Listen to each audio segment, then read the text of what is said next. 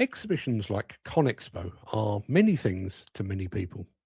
To equipment manufacturers, they're a showcase, an opportunity to share their latest and greatest innovations with the global demolition and construction industry.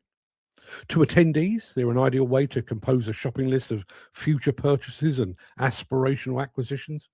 To the press and media, these exhibitions are a barometer of industry sentiment, an accurate indicator of optimism or pessimism across the sector as a whole. But sometimes these shows are a signpost indicating the industry's direction of travel. And while the most exciting new products on display at the Las Vegas Convention Center were tech heavy and future focused, many key indicators suggested that the industry's direction of travel is, in fact, backwards. Cast your mind back to ConExpo 2023 or Bauma 2025, and you'll recall that there was a theme of future fuels.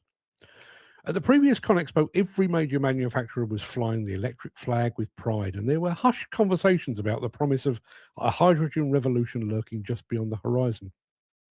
By Bauma last year, some manufacturers, most notably Volvo and Lugong, had dedicated some or all of their stands to showcasing electric-powered machines. Meanwhile, the green shoots of that hydrogen revolution were visible on the stands of Liebherr, Hyundai, and Bobcat. But fast forward to ConExpo 2026, and that electric tsunami has reduced to a trickle. Electric machines were there, of course, but rather than being the stars of the show, they'd been downgraded to bit part players. And if the industry had a hydrogen boner at Bauma, it had gone flaccid by the time the circus arrived in Las Vegas. Now, admittedly, I wasn't able to visit every single corner of every single booth. I am just one man, but as far as I could tell, the whole notion of hydrogen fueled equipment was conspicuous by its absence. Now, it would be easy to point at this as indicative of a backlash against enforced fuel changes, proof that rumours of diesel's demise were premature and greatly exaggerated.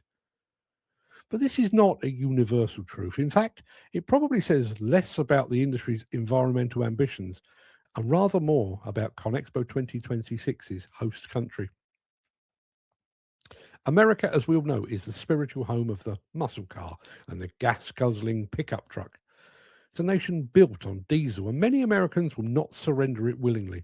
As they say about their guns, we'll have to pry the jerry cans of diesel from their cold, dead hands. Although with concerns over the wider impact of the Iran war driving oil prices above $100 per barrel, perhaps a few might be willing to loosen their cold, dead grip on that jerry can.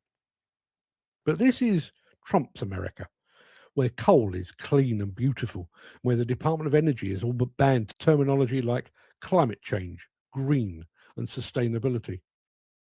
The Trump administration repealed the 2009 endangerment finding that established greenhouse gas pollution as a public health risk. It's also cancelled previously agreed clean energy grants and exited the United Nations Climate Treaty. Trump's grasp of environmental matters is at best weak. This is a man who believes there are piles of dead bald eagles at the base of every wind turbine, and that a sinking battery powered boat forces passengers to make the stark choice between death by electrocution or death by shark attack. But this attempt to turn back the environmental tide has far reaching implications. For one, the United States is the largest single market for construction equipment in the world. If the US slams the door on all things environmental, the reverberations will be felt globally. And furthermore, the US is home to three of the world's largest equipment manufacturers: Caterpillar, Case, and John Deere. It would be a travesty if manufacturers of that magnitude took their foot off the eco pedal to satisfy the specific needs of their vast and lucrative domestic market.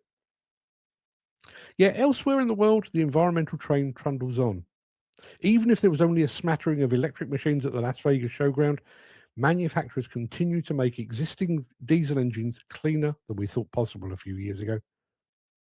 Trump won't be around forever, and while he and his regime are currently doing enormous harm to the planet and its resources, this too shall pass.